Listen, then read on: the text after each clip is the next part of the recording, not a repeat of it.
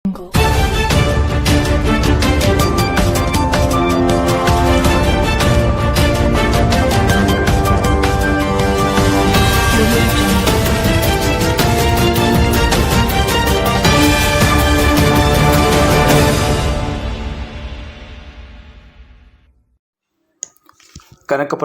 ಪ್ರತಿನಿತ್ಯ ಕನಿಷ್ಠ 10 ಲಕ್ಷ ಲೀಟರ್ ಹಾಲಿನ ಸಂಸ್ಕರಣೆ ಮಾಡುವ ಗುರಿಯನ್ನು ಬೊಮ್ಮೂಲ್ ಹೊಂದಿದೆ ಎಂದು ಅಧ್ಯಕ್ಷರಾದ ಡಿಕೆ ಸುರೇಶ್ ಹೇಳಿದ್ದಾರೆ. ತಾಲೂಕಿನ ಚೌಕಸಂದ್ರ ಗ್ರಾಮದಲ್ಲಿ ನೂತನವಾಗಿ ಹಾಲು ಉತ್ಪಾದಕರ ಸಹಕಾರ ಸಂಘದ ಉದ್ಘಾಟನೆ ಮಾಡಿ ಅವರು ಮಾತನಾಡಿದರು. ಪ್ರತಿನಿತ್ಯ 9.5 ಲಕ್ಷ ಹಾಲಿನ ಮಾರಾಟ ಹಾಗೂ 2 ಲಕ್ಷ ಮೊಸರು ಮಾರಾಟ, ಉಳಿಕೆ 4.5 ಲಕ್ಷ ಲೀಟರ್ ಹಾಲನ್ನು ಇತರೆ ಉತ್ಪನ್ನಗಳನ್ನು ಮಾರಾಟ ಮಾಡುವ ಗುರಿಯನ್ನು ಇಟ್ಟುಕೊಳ್ಳಲಾಗಿದೆ ಎಂದರು. ಆಗ ಮಾತ್ರ ರೈತರಿಗೆ 3 ರಿಂದ 4 ರೂಪಾಯಿ ಹೆಚ್ಚುವರಿಯಾಗಿ ಹಣವನ್ನು ನೀಡಬಹುದಾಗಿದೆ. ಬದಲಾಗಿ ಕಡಿಮೆ ಹಾಲು ಸರಬರಾಜು ಆದರೆ ಖರ್ಚು ವೆಚ್ಚಗಳಿಗೆ ಹೆಚ್ಚಿನ ಹಣ ವ್ಯಯವಾಗಿ ರೈತರಿಗೆ ಲಾಭಾಂಶವನ್ನು ನೀಡಲು ಸಾಧ್ಯವಿಲ್ಲವೆಂದು ತಿಳಿಸಿದರು. ಸಾಕಷ್ಟು ದಿನಗಳ ಹಿಂದೆಯೇ ನಿಮ್ಮ ಗ್ರಾಮದಲ್ಲಿ ಡೇರಿ ತೆರೆಯಬೇಕಾಗಿತ್ತು. ಹಲವು ಅಡೆತಡೆಗಳ ಮಧ್ಯೆ ಹಾಲಿನ ಕೇಂದ್ರವನ್ನು ಈ ದಿನ ತೆರೆಯಲಾಗಿದೆ. ಉತ್ತಮ ರೀತಿಯಲ್ಲಿ ನಡೆಸಿಕೊಂಡು ಹೋಗುವಂತೆ ಶುಭ ಹಾರೈಸಿದರು. ಹಾಗೆಯೇ ನಿಮ್ಮ ಗ್ರಾಮದಲ್ಲಿ ನೂತನವಾಗಿ ಅಂಗನವಾಡಿ ಕಟ್ಟಡವನ್ನು ಸಹ ನೀಡಲಾಗಿದೆ. ಈ ಕೇಂದ್ರಕ್ಕೆ ಬೇಕಾದ ಎಲ್ಲ ಸಲಕರಣೆಗಳನ್ನು ನೀಡಲಾಗುವುದು ಎಂದು ತಿಳಿಸಿದರು. ಮುಂದಿನ ದಿನಗಳಲ್ಲಿ ನಿಮ್ಮ ಪಂಚಾಯಿತಿ ವ್ಯಾಪ್ತಿಯಲ್ಲಿ ಮಾದರಿ ಶಾಲೆಯನ್ನು ತೆರೆಯುವ ಚಿಂತನೆಯನ್ನು ನಡೆಸಲಾಗಿದೆ. ಸೂಕ್ತ ಸ್ಥಳದ ಹುಡುಕಾಟ ನಡೆಸಲಾಗುತ್ತಿದೆ. ಮತ್ತೊಂದೆಡೆ ನಿಮ್ಮ ಗ್ರಾಮದ ಅರ್ಹ ಪ್ರತಿ ಫಲಾನುಭವಿಗಳಿಗೆ ನಿವೇಶನವನ್ನು ನೀಡಲು ಸ್ಥಳ ಗುರುತಿಸಲಾಗಿದೆ. ಮುಂದಿನ ದಿನಗಳಲ್ಲಿ 164 ಅರ್ಹ ಫಲಾನುಭವಿಗಳಿಗೆ ನಿವೇಶನ ನೀಡಲಾಗುವುದು ಎಂದು ತಿಳಿಸಿದರು. ಹಾಗೆ ಈ ಭಾಗದಲ್ಲಿ ಕೈಗಾರಿಕೆಯನ್ನು ತೆರೆಯುವ ನಿಟ್ಟಿನಲ್ಲಿ ಯುವಕರಿಗೆ ಉದ್ಯೋಗ ನೀಡುವ ಚಿಂತನೆಯನ್ನು ಸಹ ಮಾಡಲಾಗಿದೆ. ಆ ಮೂಲಕ ನಿಮ್ಮ ಜಮೀನಿಗೆ ಒಳ್ಳೆಯ ಬೆಲೆ ಸಿಗಲಿದೆ. ಯಾರೂ ಕೂಡ ನಿಮ್ಮ ಜಮೀನುಗಳನ್ನು ಮಾರಾಟ ಮಾಡಬೇಡಿ ಎಂದು ಕಿವಿಮಾತು ಹೇಳಿದರು.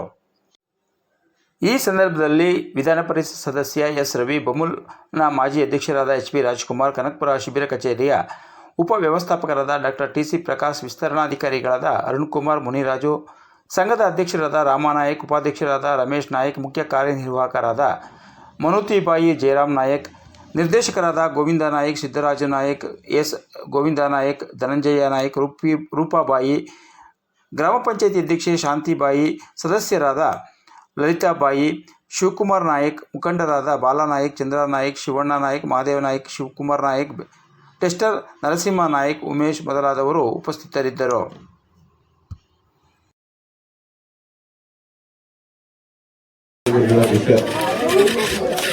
ನೀವು ಕಷ್ಟಪಟ್ಟರೆ ನಿಮ್ಮ ಕೈ ಜೋಡಿಸಿ ಕೆಲಸ ಮಾಡಲಿಕ್ಕೆ ನಾವು ಬದ್ಧರಾಗಿದ್ದೀವಿ. ಮುಂದೆನೂ ಕೂಡ ನೀವು ನಮ್ಮ ಜೊತೆ ಇದ್ದೀರಿ. ಮುಂದೆನೂ ಕೂಡ ರಾಜಕೀಯ ಹೊರತುಪಡಿಸಿ ಎಲ್ಲರೂ ಕೂಡ ನೀವೆಲ್ಲ ಅಡೆತಟ್ಟಾಗಿರಿ. ನಾವು ನಿಮ್ಮ ಒಂದು ಭಾಗ ಅಂತೇಳಿ ನಾವು ನಮ್ಮನ್ನು ನಂಬಿದ್ದೀರಿ. ನಾವು ಕೂಡ ನಿಮ್ಮನ್ನು ನಂಬಿ ಇವತ್ತು ಈ ತಾಲೂಕಿನಲ್ಲಿ ರಾಜಕಾರಣವನ್ನು ಮಾಡ್ತಾ ಇದ್ದೇವೆ. ಇವತ್ತು ಮುಂದಿನ ದಿನಗಳಲ್ಲೂ ಕೂಡ ನಿಮಗೆ ಶಕ್ತಿ ತುಂಬುವಂಥ ಕೆಲಸವನ್ನು ಈ ರಾಜ್ಯದಲ್ಲಿ ಸನ್ಮಾನ್ಯ ಉಪಮುಖ್ಯಮಂತ್ರಿಗಳಂತ ಡಿ ಕೆ ಶಿವಕುಮಾರ್ ಅವರ ನೇತೃತ್ವದಲ್ಲಿ ನಾವೆಲ್ಲರೂ ಕೂಡ ಮಾಡ್ತೀವಿ ಅಂತಕ್ಕಂಥ ಮಾತನ್ನು ಈ ಸಂದರ್ಭ ಹೇಳಿ ತಮ್ಮೆಲ್ಲರಿಗೂ ಕೂಡ ಶುಭವನ್ನು ಮಾತನಾಡುತ್ತೇನೆ.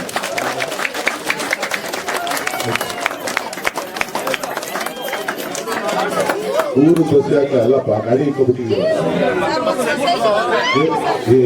ಹೆಂಗೂರು ಹೋರಾಡೋದಕ್ಕೆ ನಾವು ಬೇಕಾಗ್ತದೆ. ಯಾರು ಎಲ್ಲ ಬೈಕ್ ಎಲ್ಲ ಬೈಕ್ ಓಡಾಡೋದು ಬಸ್ಸು, ಮಕ್ಕಳು ಓಡಾಡೋದು ಬಸ್ಸು.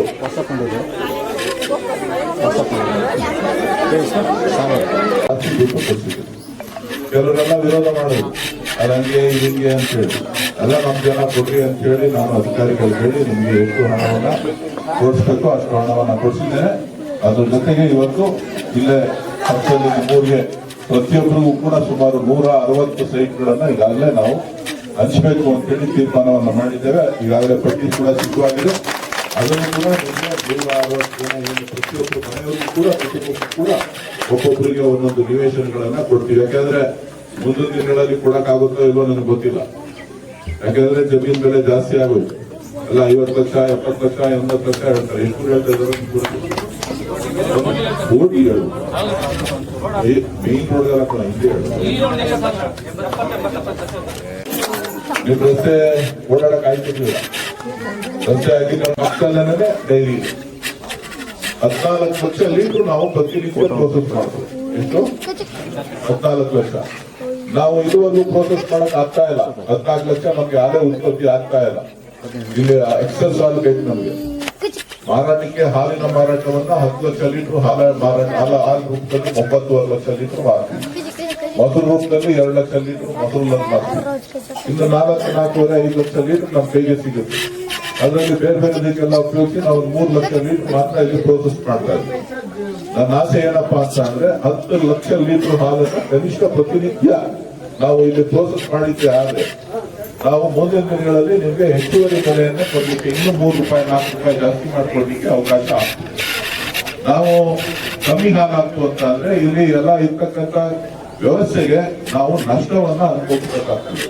ಆ ಒಂದು ನಿಟ್ಟಿನಲ್ಲಿ ಇವತ್ತು ಹೆಚ್ಚು ಆದಾಯವನ್ನ ನಿಮಗೆ ಮಾಡಿಕೊಡ್ಬೇಕು ಅನ್ನುವಂತ ಉದ್ದೇಶವನ್ನ ಇಟ್ಕೊಂಡು ಇವತ್ತು ನಾವು ಕೆಲಸವನ್ನ ನಮ್ಮ ಜಿಲ್ಲೆಯಲ್ಲಿ ನಾವೆಲ್ಲರೂ ಕೂಡ ನಮ್ಮ ಒಕ್ಕೂಟದಲ್ಲಿ ನಾವು ಮಾಡ್ತಾ ಇದ್ದೇವೆ. ಏನೇ ಸಹಕಾರ ಇತ್ತು ನಾವು ಮಾಡಲಿಕ್ಕೆ ಬದ್ಧರಾಗಿದ್ದೇವೆ. ಇವತ್ತು ಅಂಗನವಾಡಿ ಕಟ್ಟಡ ಕೂಡ ನಾವು ಪ್ರಾರಂಭ ಮಾಡಿದ್ದೇವೆ. ಇವತ್ತು ಅಂಗನವಾಡಿ ಕಟ್ಟಡ ಶೀತಲ ಆಗಿದೆ. ಅದನ್ನ ಇವತ್ತು ಹೊಸದಾಗಿ ಅಂಗನವಾಡಿ ಕಟ್ಟಡವನ್ನ ಕೂಡ ಪ್ರಾರಂಭ ಮಾಡಿದ್ವಿ. ಸೊ ಹೆಚ್ಚು ಮಕ್ಕಳು ಇಲ್ಲಿದ್ದಾರೆ. ನಿಮ್ಗೆ ಏನೇನು ಮಕ್ಕಳಿಗೆ ಓದಲಿಕ್ಕೆ ಬರೀಲಿಕ್ಕೆ ಮತ್ತೆ ಬೇರೇನಾದ್ರೂ ಸಾಮಾನುಗಳು ಬೇಕು ಅಂತ ಹೇಳಿದ್ರೆ ಅದನ್ನು ಕೂಡ ನಾನು ಬೇರೆ ಬೇರೆಯವ್ರ ಹತ್ರ ಹೇಳಿಕೊಡ್ಲಿಕ್ಕೆ ನಾನು ಬದಲಾಗಿದ್ದೇನೆ ಅಂತಕ್ಕಂಥ ಅತಿ ಶೀಘ್ರದಲ್ಲೇ ನಿಮ್ಮ ಪಂಚಾಯತ್ನಲ್ಲೂ ಕೂಡ ಒಂದು ಮಾದರಿ ಶಾಲೆಯನ್ನ ನಾವು ಪ್ರಾರಂಭ ಮಾಡಲಿಕ್ಕೆ ಸ್ಥಳವನ್ನ ಹುಡುಕ್ತಾ ಇದ್ದೀವಿ. ನಮ್ಗೆಲ್ಲಾದ್ರೂ 5 ಎಕರೆ ಜಾಗ ಸಿಕ್ತು ಅಂತ ಹೇಳಿದ್ರೆ ಅಲ್ಲಿ ಒಂದು ಮಾದರಿ ಶಾಲೆಯನ್ನು ನಾವು ಇವತ್ತು ಕಟ್ಟಿ ಎಲ್ಲಾ ಮಕ್ಕಳನ್ನು ಕೂಡ ಇಡೀ ಪಂಚಾಯತಿಲಿರ್ತಕ್ಕಂಥ ಎಲ್ಲ ಮಕ್ಕಳನ್ನು ಕೂಡ ಒಂದು ಕಡೆ ಕರ್ಕೊಂಡೋಗಿ ಮಾಡಲ್ ಸ್ಕೂಲ್ ಅನ್ನ ಪ್ರಾರಂಭ ಮಾಡಬೇಕು ಅನ್ನೋಂಥ ಚಿಂತನೆ ಈಗಾಗಲೇ ಸುಮಾರು 5-6 ಕಡೆ ಪ್ರಾರಂಭ ಮಾಡಿದ್ವಿ. ಕಟ್ಟಡಗಳು ನಡೀತಾ ಇದೆ. ಇಲ್ಲೂ ಕೂಡ ಮಾಡಬೇಕು ಅನ್ನೋಂಥ ಚಿಂತನೆಯನ್ನ ಮಾನ್ಯ ಉಪಮುಖ್ಯಮಂತ್ರಿಗಳಾದ ಕ್ಷೇತ್ರದ ಶಾಸಕರಾದ DK ಶಿವಕುಮಾರ್ ಸಕ್ಕರೆ ಕಾಯಿಲೆ ಬಂದ್ಬಿಡ್ತದೆ ಕಂಪ್ನಿ ಇರ್ತೀನಿ.